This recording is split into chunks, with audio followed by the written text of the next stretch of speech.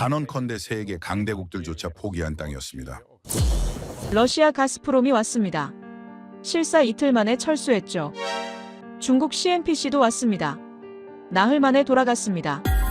프랑스 토탈, 미국 베크텔, 독일 지멘스. 세계가 인정하는 거대 엔지니어링사들이 줄줄이 현장을 둘러봤습니다. 그리고 똑같은 결론을 내렸죠. 보고서 마지막 장엔 빨간 글씨로 찍혀 있었습니다. 진행 불가. 섭씨 50도 사막 한가운데 도로도 없고 물도 없고 전기도 없는 땅에서 42억 달러짜리 화학 플랜트를 짓는다? 경제성 제로였습니다. 리스크는 최대치였죠. 실패하면 우즈베키스탄 국가 재정이 무너지는 도박이었습니다. 그래서 모두가 물러났습니다. 한나라의 차관 책상 위엔 거절 보고서만 쌓여갔습니다. 그는 그날 각오했습니다. 이 프로젝트는 여기서 끝이구나. 그런데 이상한 일이 벌어졌습니다. 철수 명단을 정리하던 중 지워지지 않은 이름 하나가 남아 있었습니다. 바로 한국.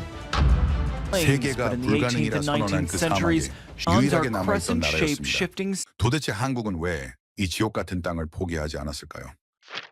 정말이지 자원은 세계 최고 수준이었습니다. 천연가스, 우라늄, 금. 세계가 탐내는 것들이 전부 우리 땅 밑에 있었죠.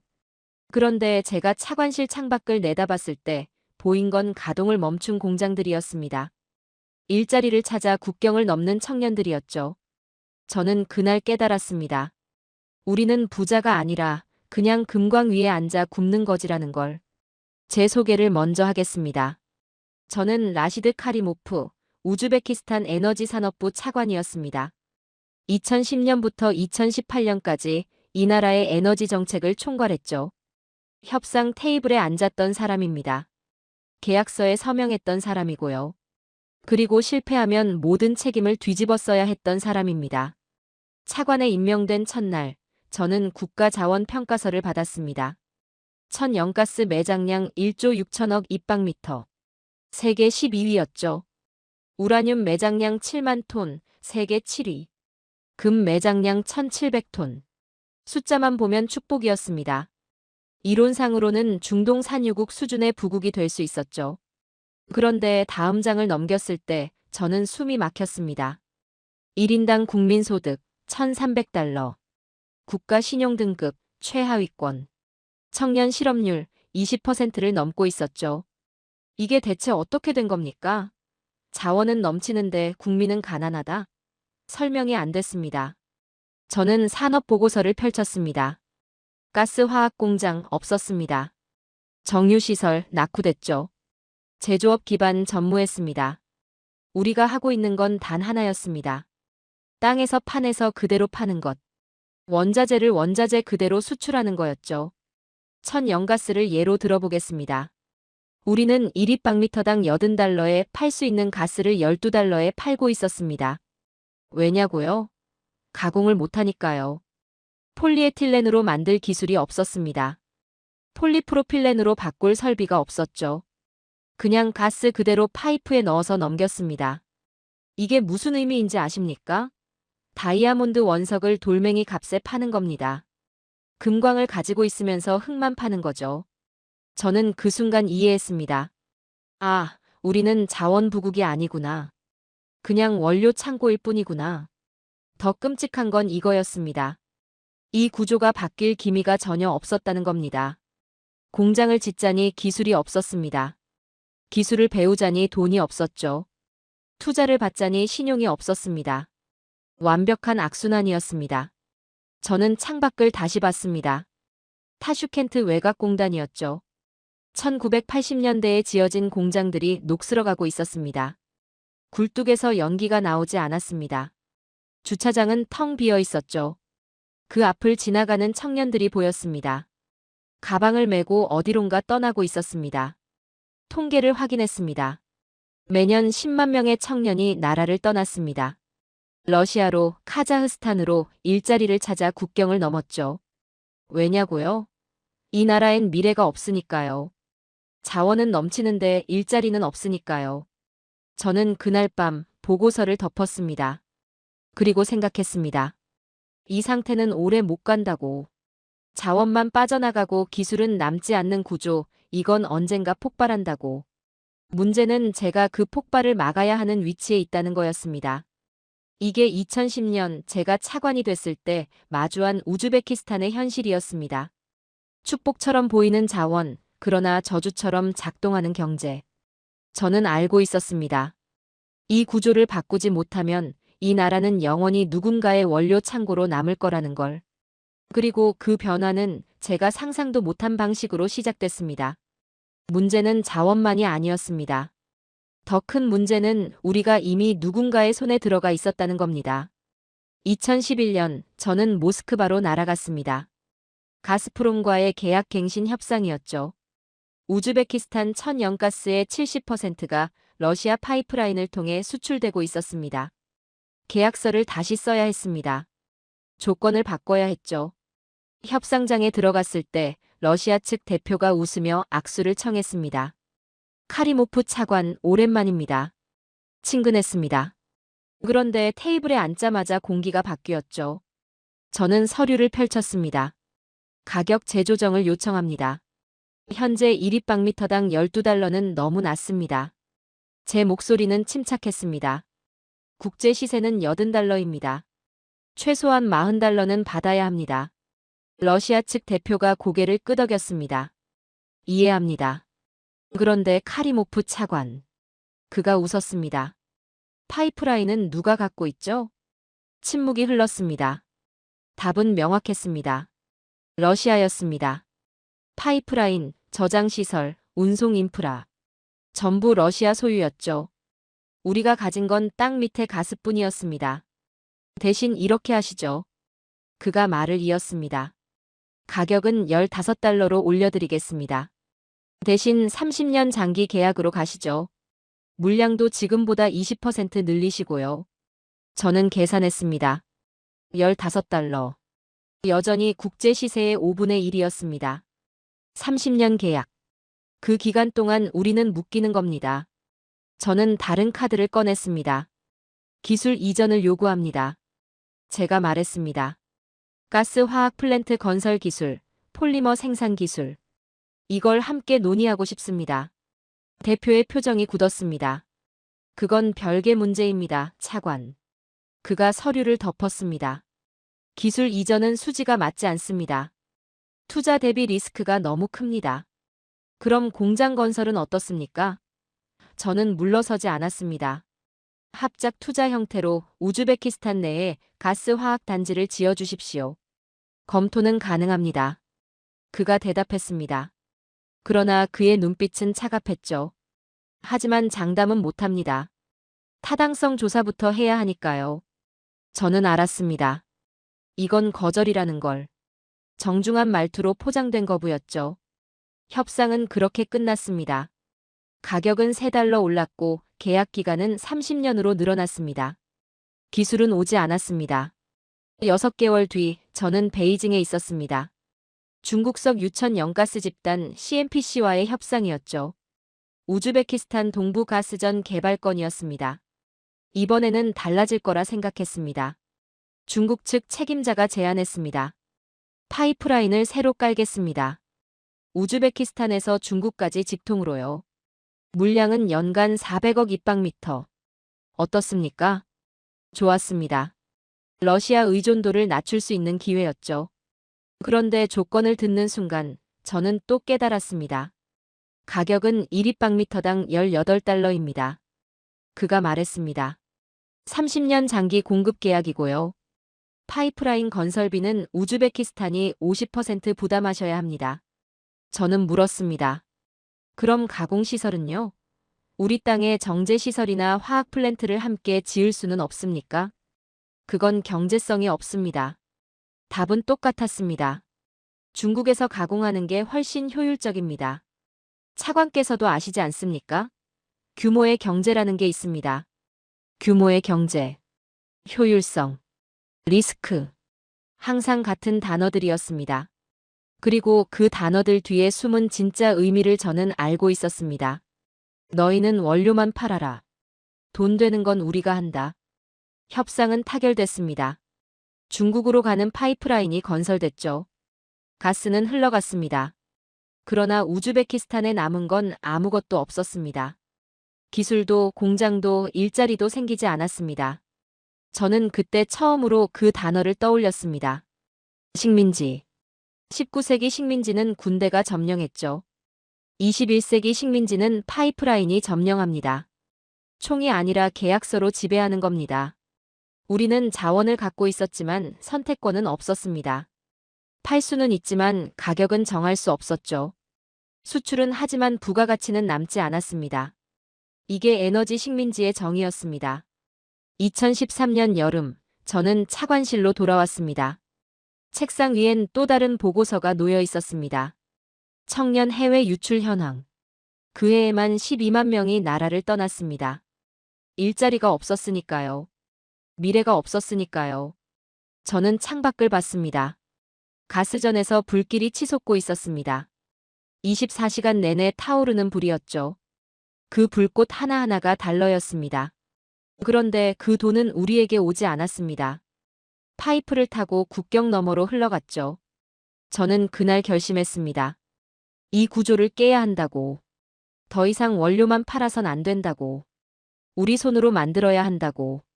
그러나 문제는 어떻게 시작하느냐는 거였습니다. 그리고 그 답은 제가 전혀 예상하지 못한 곳에서 나타났습니다. 2014년 2월 대통령 집무실에서 긴급회의가 소집됐습니다. 주제는 하나였습니다. 수르길 가스전 개발 여부. 회의실에 강요 9명이 모였습니다. 에너지부 장관, 재무부 장관, 경제개발부 장관. 저는 차관 자격으로 배석했죠. 대통령이 입을 열었습니다. 수르기를 우리 손으로 개발한다.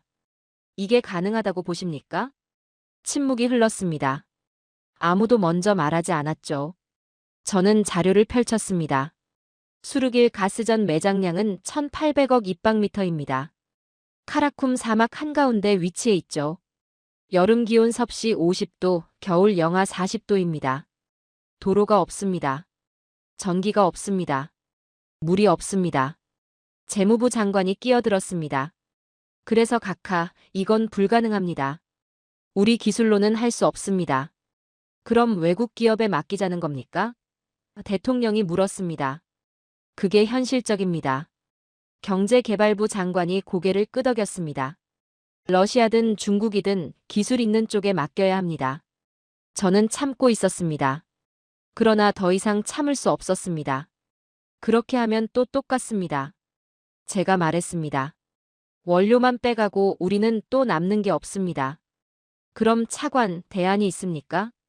재무부 장관이 날카롭게 물었습니다. 우리가 직접 한다고요? 기술도 없는데 어떻게 하자는 겁니까?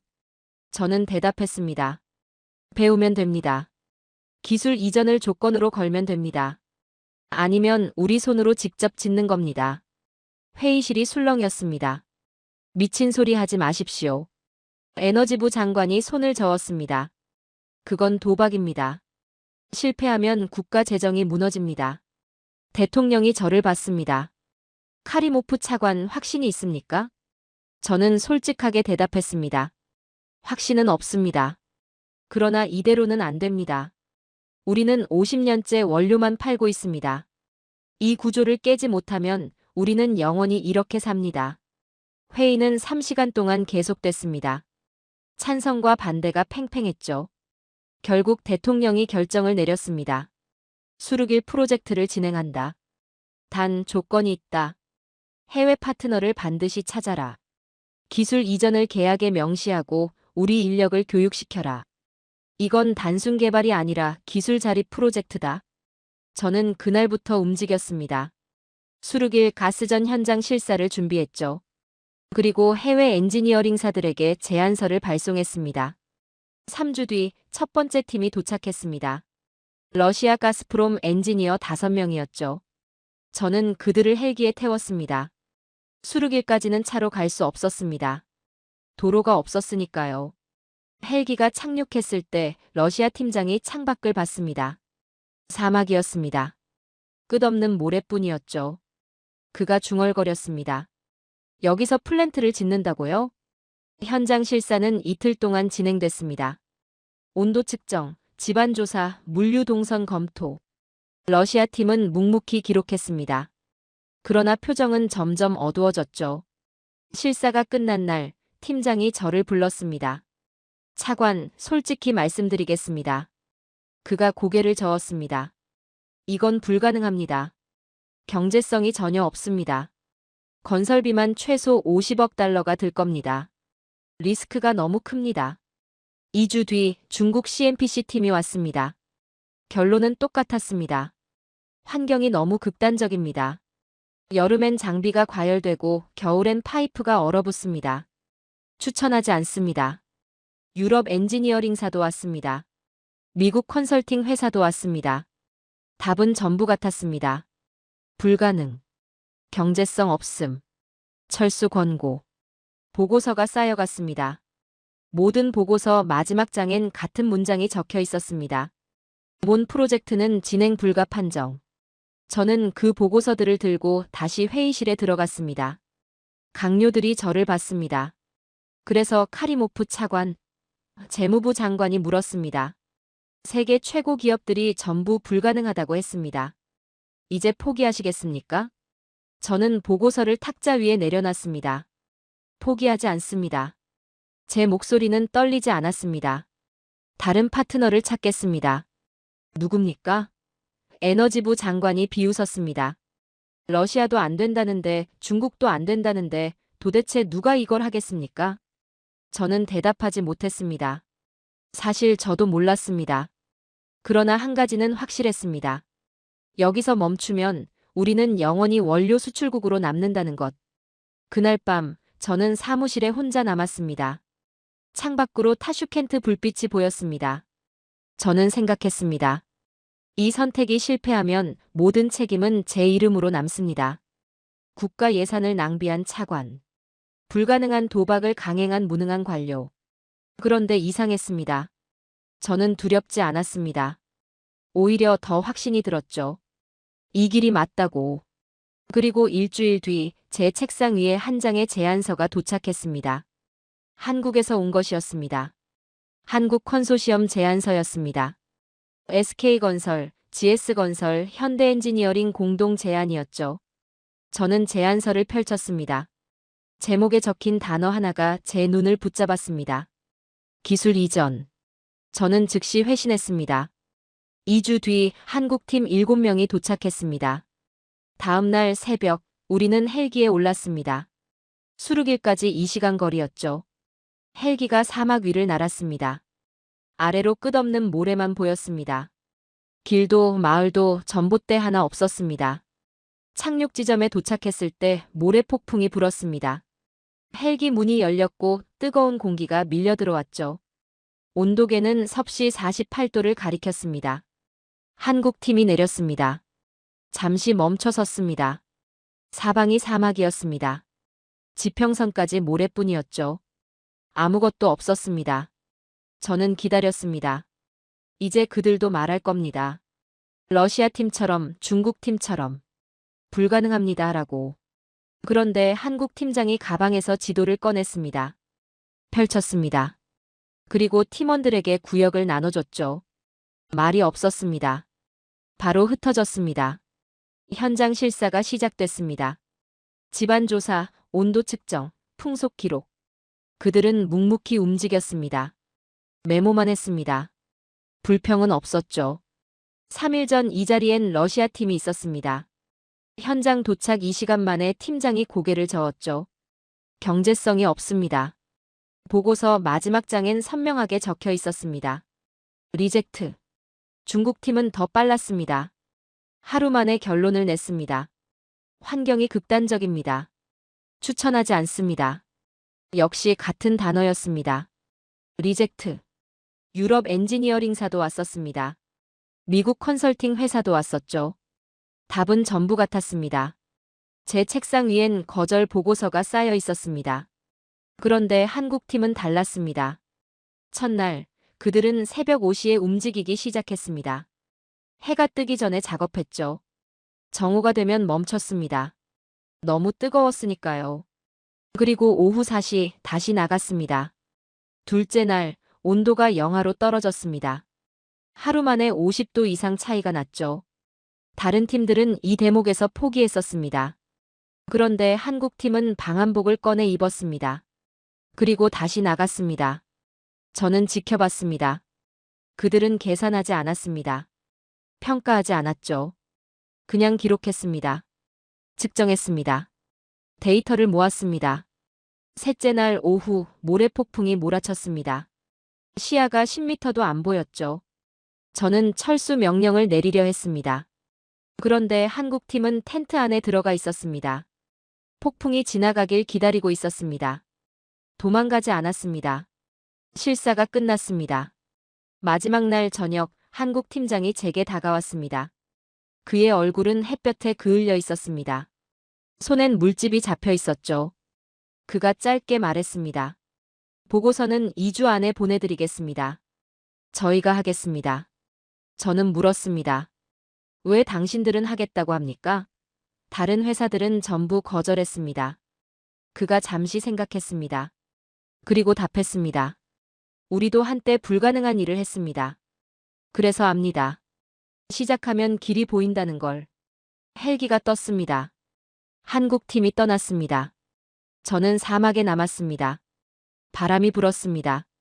그날 밤 저는 생각했습니다. 세계 최고라는 기업들이 고개를 저었던 이 땅에서 한국인들은 3일 내내 일했습니다. 계산기를 먼저 꺼내지 않았습니다. 조건을 따지지 않았죠. 저는 그때 직감했습니다. 이 사람들은 뭔가 다르다고. 2주 뒤 보고서가 도착했습니다. 표지에는 이렇게 적혀 있었습니다. 수르길 가스화학단지 건설 사업 실행 가능. 저는 보고서를 펼쳤습니다. 110km 수로 건설 계획이 있었습니다. 복합화력 발전소 설계도가 있었죠. 도로 건설 일정이 적혀 있었습니다. 다른 보고서들은 불가능한 이유를 나열했습니다. 한국 보고서는 가능하게 만드는 방법을 적어놨습니다. 저는 대통령에게 보고했습니다. 파트너를 찾았습니다. 누굽니까? 한국입니다. 회의실이 조용해졌습니다. 강요들이 서로를 봤습니다. 한국, 러시아도 중국도 아니고. 재무부 장관이 물었습니다. 한국에 이런 기술이 있습니까? 저는 대답했습니다. 있습니다. 그리고 더 중요한 게 있습니다. 뭡니까? 각오입니다. 이들은 도망가지 않습니다. 2015년 3월 계약서에 사인이 들어갔습니다. 총 공사비 42억 달러, 공기 36개월, 그리고 계약서 특별 조항 한 줄이 적혀 있었습니다. 기술 이전 및 현지 인력 교육 의무. 러시아가 거절했던 것, 중국이 회피했던 것. 한국은 계약서에 박아 넣었습니다. 저는 그날 알았습니다. 이제 정말 시작이라는 걸. 되돌릴 수 없다는 걸. 2015년 5월 공사가 시작됐습니다. 그런데 이상한 일이 벌어졌습니다. 한국팀은 가스전으로 가지 않았습니다. 반대 방향으로 움직였죠. 아무다리아 강으로 향했습니다. 저는 현장 소장에게 물었습니다. 플랜트는 언제 시작합니까? 그가 간단하게 답했습니다. 물부터입니다. 물 없이는 아무것도 못 짓습니다. 110km 수로 공사가 시작됐습니다. 강에서 사막까지 물을 끌어오는 작업이었죠. 파이프 지름 1.2m, 총 길이 110km였습니다. 사막 한가운데를 가로지르는 혈관을 만드는 거였습니다. 저는 그 규모를 보고 처음으로 실감했습니다. 이 사람들은 공장을 짓기 전에 도시부터 만들고 있다는 걸 말이죠. 6월이 왔고 본격적인 여름이 시작됐습니다. 온도가 섭씨 50도를 넘어갔습니다. 파이프가 햇볕에 달궈졌고 맨손으로 만지면 화상을 입을 정도였죠. 작업자들은 장갑을 2겹씩 껴야 했습니다. 그러나 작업은 멈추지 않았습니다. 한국 인력 120명이 투입됐습니다. 그들은 새벽 4시에 일어나서 5시부터 작업을 시작했죠. 정오가 되면 멈췄습니다. 너무 뜨거웠으니까요. 그늘에서 쉬다가 오후 4시에 다시 나갔습니다. 밤 10시까지 일했습니다. 하루 11시간 작업이었습니다. 주말도 없었습니다. 숙소는 컨테이너였습니다. 에어컨이 있긴 했지만 역부족이었죠. 밤에도 온도가 35도 아래로 내려가지 않았습니다. 그들은 컨테이너 바닥에 물을 뿌려가며 조금이라도 시원하게 하려 했습니다. 저는 그 모습을 보면서 생각했습니다. 이 사람들은 대체 무엇 때문에 이렇게까지 하는 걸까요? 7월 첫 번째 구간이 완성됐습니다. 30km였습니다. 시험 가동을 했고 물이 흘렀습니다. 파이프를 타고 사막 안쪽으로 들어갔죠. 저는 그 장면을 직접 봤습니다. 사막에서 물이 흐르고 있었습니다. 평생 물 한 방울 보지 못한 땅에 강물이 도착하고 있었던 겁니다. 저는 그 순간 말문이 막혔습니다. 8월부터는 도로 공사가 시작됐습니다. 타슈켄트에서 수르길까지 왕복 2차선 도로였습니다. 자갈을 깔고 아스팔트를 부었습니다. 모래 폭풍이 몰아치면 작업이 중단됐다가 폭풍이 지나가면 다시 시작했습니다. 이 과정이 반복됐지만 한국팀은 불평하지 않았습니다. 9월에 들어서자 발전소 기초 공사가 시작됐습니다. 복합화력 발전소 250메가와트 규모였죠. 플랜트를 돌릴 전기를 만드는 시설이었습니다. 땅을 파고 철근을 받고 콘크리트를 부었습니다. 저는 매주 현장을 방문했는데 방문할 때마다 변화가 눈에 보였습니다.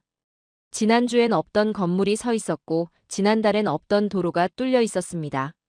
10월, 겨울이 왔습니다. 온도가 급격히 떨어졌죠. 낮엔 영상 20도였다가 밤엔 영하 15도까지 내려갔습니다. 하루에 35도 차이가 나는 환경이었습니다. 장비가 얼어붙었고 시동이 걸리지 않았습니다. 그러나 한국팀은 대응책을 마련했습니다. 난방 텐트를 치고 장비를 텐트 안에 넣었습니다. 밤새 히터를 돌렸고 새벽에 장비를 꺼내서 작업했습니다.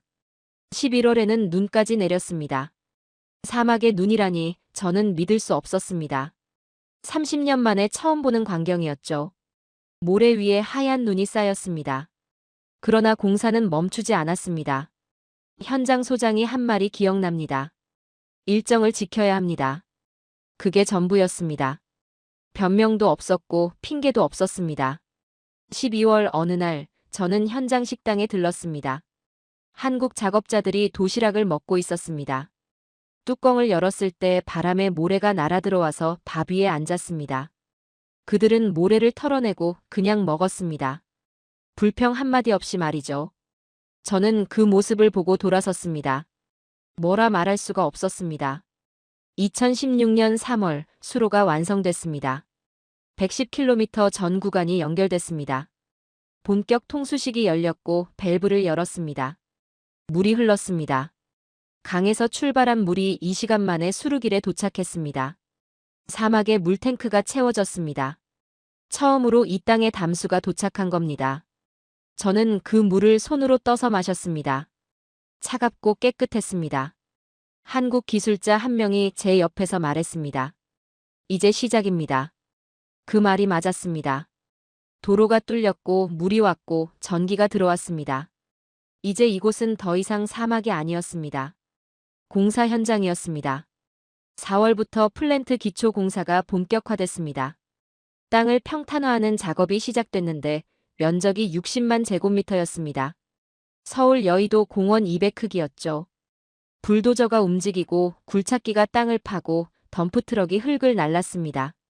저는 현장 사무실에 자주 들렀습니다. 벽에는 공정표가 붙어 있었는데 매주 업데이트됐습니다. 빨간 선이 목표 일정이었고 파란 선이 실제 진행이었습니다. 두 선이 거의 붙어 있었습니다. 지연이 거의 없었다는 뜻이었죠. 저는 현장 소장에게 물었습니다. 어떻게 이 일정을 지킵니까? 그가 창밖을 가리켰습니다. 저들이 지킵니다. 밖에선 한국 작업자들이 폭염 속에서, 한파 속에서, 모래폭풍 속에서 일하고 있었습니다. 그들은 멈추지 않았습니다. 그들은 약속을 지키고 있었습니다. 그러나 저는 알고 있었습니다. 진짜 시험은 아직 오지 않았다는 것을요. 기초 공사는 순조로웠습니다. 하지만 본격적인 플랜트 설치가 시작되면 그때부터는 달라질 거라는 걸 말이죠. 아무리 한국이라도 사막에서 화학 플랜트를 짓는 건 다른 차원의 문제였습니다. 저는 그 불안을 숨기고 있었습니다. 그리고 그 불안은 3개월 뒤 현실이 됐습니다. 2016년 7월 문제가 터졌습니다. 플랜트 핵심 설비가 도착하지 않았습니다. 반응기 4기, 증류탑 6기, 열교환기 12기. 한국에서 제작해서 배로 보내는 장비들이었죠. 예정일보다 3주가 지났습니다. 저는 물류 담당자를 불렀습니다. 어디 있습니까? 그가 답했습니다. 카스피해에 묶여 있습니다. 통관 문제입니다. 통관이 막혔습니다. 서류가 복잡했습니다. 담당 부처가 여러 곳이었죠. 저는 직접 움직였습니다. 재무부, 세관, 교통부. 하루에 3곳을 돌아다녔습니다. 일주일이 걸렸습니다. 설비가 풀렸습니다. 그러나 일정은 이미 밀렸습니다. 3주 지연이었습니다. 8월 두 번째 문제가 왔습니다. 폭염이었습니다. 기온이 섭씨 55도를 넘었습니다. 콘크리트가 제대로 굳지 않았습니다. 타설 후 4시간 안에 균열이 생겼죠. 다시 부숴야 했습니다. 다시 쳐야 했습니다. 공정이 또 밀렸습니다. 누적 지연 5주였습니다. 저는 그때 처음으로 불안했습니다. 계약서엔 36개월이 적혀 있었습니다. 지금 진행 속도로는 불가능했습니다. 저는 현장 소장을 만났습니다. 일정을 맞출 수 있습니까? 제가 물었습니다. 그가 고개를 끄덕였습니다. 맞춥니다. 야간 작업을 늘리겠습니다. 야간 작업이 시작됐습니다. 조명탑이 세워졌습니다. 밤 12시까지 공사가 계속됐죠. 작업자들은 2교대로 돌렸습니다. 쉬는 시간이 줄었습니다. 9월 국제 언론이 움직이기 시작했습니다. 영국 파이낸셜 타임스에 기사가 났습니다. 우즈베키스탄의 무모한 도박. 독일 슈피겔도 보도했습니다. 사막의 신기루 프로젝트. 내용은 비슷했습니다. 불가능한 도전, 실패 예정, 국가 재정 낭비. 전문가 인터뷰가 실렸습니다. 경제성이 없다, 포기해야 한다. 저는 그 기사들을 읽었습니다. 화가 나지 않았습니다. 오히려 두려웠습니다. 그들이 맞을 수도 있다는 생각이 들었거든요. 10월 내부 회의가 소집됐습니다. 재무부 장관이 보고서를 펼쳤습니다. 현재까지 집행액 28억 달러입니다. 예산의 67%를 썼습니다. 그런데 공정률은 55%입니다. 침묵이 흘렀습니다. 계산은 간단했습니다. 돈은 더 빨리 나가고 있었습니다. 공사는 더 느리게 진행되고 있었죠. 장관이 저를 봤습니다. 차관, 이 프로젝트를 계속 진행해야 합니까? 저는 답했습니다. 예. 근거가 있습니까? 근거가 없었습니다. 저는 그냥 믿고 있었습니다. 한국 팀을 믿고 있었죠. 그러나 회의실에서 믿음은 답이 아니었습니다. 저는 말했습니다. 한 달만 더 지켜보겠습니다. 11월 최악이 왔습니다. 반응기 설치 중 사고가 났습니다. 크레인 와이어가 끊어졌습니다. 반응기가 떨어졌죠. 8m 높이에서 추락했습니다. 외벽이 찌그러졌습니다. 다행히 인명피해는 없었습니다. 그러나 반응기는 못 쓰게 됐습니다. 교체해야 했습니다. 한국에서 새로 만들어 와야 했죠. 최소 2개월이 걸렸습니다. 누적 지연이 3개월로 늘어났습니다. 저는 그날 밤 잠을 이룰 수 없었습니다. 계산을 했습니다. 36개월 공기, 3개월 지연, 추가 비용 4억 달러. 실패하면 모든 책임은 제 이름으로 남았습니다. 차관실 불을 켰습니다. 창밖을 봤습니다. 타슈켄트 불빛이 보였습니다. 저는 생각했습니다. 이 프로젝트가 무너지면 저도 끝입니다. 그러나 더 큰 문제가 있었습니다. 국가의 신뢰가 무너진다는 겁니다. 우즈베키스탄이 할 수 없다는 게 증명됩니다. 자원부국이지만 무능한 나라라는 게 확정되죠. 그럼 앞으로 50년은 더 원료 수출국으로 삽니다. 저는 그게 더 무서웠습니다. 12월, 저는 수르길 현장으로 갔습니다. 겨울이었습니다. 영하 20도였죠. 한국 작업자들이 일하고 있었습니다. 김이 모락모락 나는 얼굴이었습니다. 저는 현장 소장을 찾았습니다. 그의 얼굴은 수척했습니다. 2개월 동안 10kg이 빠진 것 같았습니다. 제가 물었습니다. 정말 가능합니까? 그가 답했습니다. 해야 합니다. 묻는 게 그게 아닙니다. 저는 말했습니다. 할 수 있느냐고 묻는 겁니다. 그가 저를 똑바로 봤습니다. 차관께서 포기하시면 끝입니다. 저희는 끝까지 합니다. 저는 그 말을 듣고 돌아섰습니다. 더 물을 게 없었습니다. 2017년 1월 새해가 밝았습니다. 그러나 공사 현장엔 설날이 없었습니다. 1월 1일에도 크레인이 움직였습니다. 용접 불꽃이 튀었죠. 저는 매주 보고를 받았습니다. 공정률이 올라갔습니다. 60%, 65%, 70%.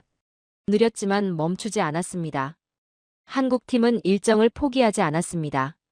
수정했습니다. 작업 순서를 바꿨죠. 인력을 재배치했습니다.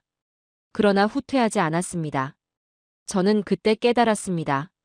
이 사람들은 약속을 지키려 한다고. 어떤 방법으로든 끝을 본다고.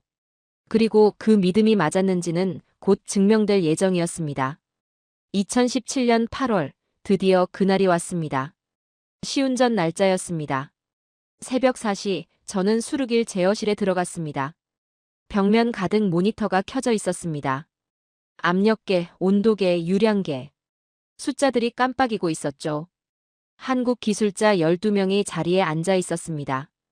우즈베키스탄 엔지니어 8명도 함께였습니다. 모두 침묵하고 있었습니다. 현장 소장이 저를 봤습니다. 준비됐습니다. 그가 말했습니다. 저는 고개를 끄덕였습니다. 오전 6시 첫 가스 투입이 시작됐습니다. 수르길 가스전에서 천연가스가 플랜트로 들어왔습니다. 파이프를 타고 흘렀습니다. 반응기로 향했죠. 모니터를 봤습니다. 유량이 올라갔습니다. 초당 52박미터, 102박미터, 152박미터. 숫자가 상승했습니다. 압력이 올라갔습니다. 5바, 10바, 15바. 반응기 내부 압력이었습니다. 설계값은 18바였죠. 저는 숨을 참았습니다. 온도가 올라갔습니다. 섭씨 200도, 300도, 400도. 반응 온도였습니다. 목표는 450도였습니다. 7시 20분 숫자들이 안정됐습니다. 압력 18바, 온도 450도, 유량 202박미터. 설계값과 정확히 일치했습니다. 제어실이 조용했습니다. 아무도 말하지 않았습니다. 모니터만 응시했죠. 한국 기술자가 키보드를 두드렸습니다. 촉매 투입 명령이었습니다. 반응이 시작됐습니다. 천연가스가 분해되기 시작했습니다. 에틸렌으로 프로필렌으로 바뀌고 있었습니다. 8시 첫 번째 생성물이 나왔습니다. 모니터에 그래프가 나타났습니다. 문자 구조였습니다. 폴리에틸렌이었습니다. 저는 믿을 수 없었습니다. 사막 한가운데서 화학 제품이 만들어지고 있었습니다. 가스가 고체로 바뀌고 있었습니다. 현장 소장이 일어났습니다. 생산 라인으로 향했습니다. 저도 따라갔습니다. 컨베이어 벨트가 움직이고 있었습니다. 하얀 알갱이들이 흘러나오고 있었습니다. 폴리에틸렌 펠렛이었습니다. 손으로 만질 수 있는 제품이었죠. 저는 그 알갱이를 손에 쥐었습니다. 작았습니다. 쌀알만 했습니다. 그러나 무거웠습니다. 이 작은 알갱이 하나가 천연가스 12박미터의 가치를 담고 있었습니다. 9시 두 번째 라인이 가동됐습니다. 폴리프로필렌 생산이었습니다. 역시 정상 작동했습니다. 회색 알갱이가 쏟아져 나왔습니다. 10시 세 번째 라인. 11시 네 번째 라인. 모든 설비가 돌아갔습니다. 멈추지 않았습니다. 저는 제어실로 돌아왔습니다. 모니터엔 생산량이 표시되고 있었습니다. 시간당 8톤. 하루 192톤. 연간 7만 톤이었습니다. 우즈베키스탄 역사상 처음이었습니다. 천연가스를 화학 제품으로 만든 날이었습니다. 원료를 제품으로 바꾼 날이었죠. 정오, 저는 타슈켄트로 전화했습니다. 대통령 집무실이었습니다. 가동됐습니다. 제가 보고했습니다. 정상 작동 중입니다. 대통령이 말했습니다. 수고했습니다. 카리모프 차관. 저는 전화를 끊었습니다. 그리고 창밖을 봤습니다. 3년 전 이곳은 아무것도 없었습니다. 사막이었습니다. 지금은 공장이 서 있었습니다. 굴뚝에서 하얀 연기가 피어오르고 있었습니다. 오후 2시 언론이 도착했습니다. 우즈베키스탄 국영 방송이었습니다. 카메라가 돌아갔습니다. 생산 라인이 찍혔죠. 쏟아지는 펠렛들이 화면에 담겼습니다. 기자가 저에게 물었습니다. 소감이 어떠십니까? 저는 답했습니다. 믿기지 않습니다. 그러나 현실입니다. 저녁 뉴스에 방송이 나갔습니다. 우즈베키스탄 전역에 송출됐습니다. 사막에 선 공장, 돌아가는 기계, 생산되는 제품. 국민들이 봤습니다. 그날 밤 국제 언론이 움직였습니다. 로이터가 보도했습니다. 우즈베키스탄 수르길 플랜트 가동 성공. 블룸버그도 따라왔습니다. 사막의 기적, 가스화학 단지 완성. 논조가 바뀌었습니다. 2년 전엔 무모한 도박이라 했습니다. 이제는 놀라운 성과라 썼습니다. 전문가 코멘트도 달라졌습니다. 예상을 뒤엎었다, 기술적 성취다. 저는 그 기사들을 읽지 않았습니다. 중요하지 않았습니다. 평가는 바뀝니다. 그러나 사실은 바뀌지 않죠. 사실은 하나였습니다. 우리가 해냈다는 것. 다음 날, 저는 생산 창고에 들어갔습니다. 포대자루가 쌓여 있었습니다. 폴리에틸렌 25kg 포장이었습니다. 자루마다 글씨가 인쇄돼 있었습니다. 메이드 인 우즈베키스탄. 저는 그 글씨를 오래 바라봤습니다. 우즈베키스탄에서 만들었다. 이 간단한 문장이 50년 만에 처음 적힌 겁니다. 원료가 아니라 제품의 말이죠. 한국 현장 소장이 옆에 섰습니다. 그도 그 글씨를 보고 있었습니다. 저는 물었습니다. 어떻게 하셨습니까? 모두가 불가능하다고 했는데요. 그가 답했습니다. 불가능은 없었습니다. 어려움만 있었을 뿐이죠. 저는 고개를 끄덕였습니다. 더 물을 게 없었습니다. 2017년 9월 15일 준공식이 열렸습니다. 대통령이 참석했습니다. 강요들이 왔습니다. 해외 언론도 모였죠. 리본이 끊어졌습니다. 플랜트가 공식 가동됐습니다. 박수가 쏟아졌습니다. 저는 박수를 치지 않았습니다. 그냥 서 있었습니다. 3년이 스쳐 지나갔습니다. 불가능하다던 목소리들, 포기하라던 압박들, 실패를 기다리던 시선들. 그러나 지금 제 앞엔 공장이 서 있었습니다. 돌아가고 있었습니다. 세계가 조용해졌습니다. 더 이상 아무도 비웃지 않았습니다. 2017년 10월 첫 수출 계약이 체결됐습니다. 터키 플라스틱 제조사였습니다. 폴리에틸렌 5,000톤, 폴리프로필렌 3,000톤. 계약서에 사인이 들어갔습니다. 11월 첫 화물이 출항했습니다. 컨테이너 120개였습니다. 우즈베키스탄산 화학 제품이었습니다. 원료가 아니었습니다. 제품이었죠. 저는 통관 서류를 확인했습니다. 수출 단가가 적혀 있었습니다. 폴리에틸렌 톤당 $1,200. 1000연가스로 환산하면 82박미터 가치였습니다. 계산했습니다. 똑같은 82박미터를 러시아에 팔면 $960였습니다.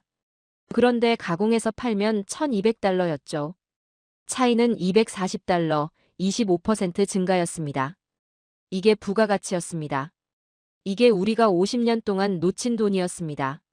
12월 두 번째 계약이 들어왔습니다. 중국이었습니다. 연간 2만 톤 규모였죠. 세 번째는 러시아였습니다. 아이러니했습니다. 우리 가스를 헐값에 사가던 나라가 이제 우리 제품을 정가에 사겠다고 했습니다. 2018년 1월 국가 무역 통계가 발표됐습니다. 화학 제품 수출액이 전년 대비 340% 증가했습니다. 수르길 단지 덕분이었습니다. 재무부 보고서가 올라왔습니다. 국가 신용등급 전망이 안정으로 상향됐습니다. 3년 만이었죠. 평가기관이 이유를 밝혔습니다. 제조업 기반 확보. 4월 수르길 2단계 계획이 발표됐습니다. 생산량을 2배로 늘리는 증설이었습니다. 투자가 들어왔습니다. 유럽 화학사, 일본 상사. 그들이 먼저 문을 두드렸습니다. 5월 더 놀라운 일이 일어났습니다. 수르길 주변의 연관 공장들이 들어서기 시작했습니다. 플라스틱 가공 공장, 포장재 제조사, 물류회사. 생태계가 만들어지고 있었습니다. 저는 현장을 방문했습니다. 2년 전 아무것도 없던 땅이었습니다. 이제 공단이 됐습니다. 건물이 늘어서 있었습니다. 트럭이 오갔죠. 고용이 늘었습니다. 수르길 단지만 1200명이었습니다. 연관 업체까지 합치면 3000명이 넘었습니다. 청년들이었습니다. 7월, 저는 인사팀 보고를 받았습니다. 신규 채용 지원자 명단이었습니다. 이름을 보다가 멈췄습니다. 아는 이름이 있었습니다. 제 조카였습니다. 3년 전 러시아로 떠났던 아이였죠. 일자리를 찾아 국경을 넘었었습니다. 그 아이가 돌아왔습니다. 지원서를 냈습니다. 저는 인사팀에 말했습니다. 특혜 없이 심사하십시오. 그러나 속으로는 기도했습니다. 붙기를 바랐습니다. 한 달 뒤 그 아이가 합격했습니다. 저는 아무 말하지 않았습니다. 그냥 좋았습니다. 9월 통계청 자료가 나왔습니다. 해외 유출 인력이 줄었습니다. 전년 대비 15% 감소였죠. 반대로 귀국 인력이 늘었습니다. 22% 증가였습니다. 이유는 명확했습니다. 일자리가 생겼으니까요. 미래가 보였으니까요. 10월, 저는 수르길 교육센터를 방문했습니다. 한국 기술자들이 우즈베키스탄 엔지니어들을 가르치고 있었습니다. 계약서에 명시된 의무였습니다. 기술 이전이었죠. 교육생이 60명이었습니다. 3년 과정이었습니다. 플랜트 운영, 설비 유지 보수, 품질 관리. 실무 중심이었습니다. 한국 교육팀장이 말했습니다. 3년 뒤엔 이들이 혼자 돌릴 겁니다. 우리 없이도요. 저는 고개를 끄덕였습니다. 그게 목표였습니다. 공장만 짓는 게 아니었습니다. 사람을 키우는 거였죠. 2018년 12월, 저는 차관직에서 물러났습니다. 8년이었습니다. 길었습니다. 그러나 후회는 없었습니다. 마지막 날, 저는 수르기를 다시 찾았습니다. 혼자 갔습니다. 전망대에 올랐습니다. 3년 전 이곳에 섰었습니다. 그땐 사막이었습니다. 모래뿐이었죠. 지금은 달랐습니다. 공장이 보였습니다. 굴뚝에서 연기가 올랐습니다. 도로에 차들이 다녔습니다. 불빛이 켜져 있었습니다. 저는 생각했습니다. 우리가 바꾼 건 공장이 아니었습니다. 국가의 체질이었습니다. 50년 동안 원료만 팔던 나라가 이제 제품을 만듭니다. 수출합니다. 가치를 창출하죠. 이 변화의 시작엔 한국이 있었습니다. 그들은 세계가 불가능하다고 말할 때 남아 있었습니다. 도망가지 않았습니다. 약속을 지켰습니다. 돈을 벌러 온 게 아니었습니다. 계약을 완수하러 왔습니다. 그 차이가 모든 걸 만들었습니다. 저는 주머니에서 작은 물건을 꺼냈습니다. 폴리에틸렌 펠렛 하나였습니다. 첫 생산품에서 가져온 것이었죠. 손에 쥐었습니다. 이 작은 알갱이 하나에 3년이 담겨 있었습니다. 폭염, 한파, 모래폭풍. 포기하지 않은 사람들이 담겨 있었습니다. 해가 졌습니다. 사막에 어둠이 내렸습니다. 그러나 수르길엔 불이 켜졌습니다. 24시간 가동이었습니다. 멈추지 않았습니다. 저는 그 불빛을 보며 생각했습니다. 한국은 또 어디선가 누군가의 불가능을 가능으로 바꾸고 있을까요? 어느 사막에서, 어느 나라에서 다시 기적을 만들고 있을까요? 저는 압니다. 그들은 지금도 어딘가에서 일하고 있을 겁니다. 약속을 지키고 있을 겁니다. 그게 한국이니까요. 오늘 영상은 여기까지입니다. 도움이 되셨다면 좋아요와 구독 알림 설정까지 부탁드려요. 다음 영상에서도 더 유익한 내용으로 찾아뵙겠습니다. 시청해주셔서 감사합니다.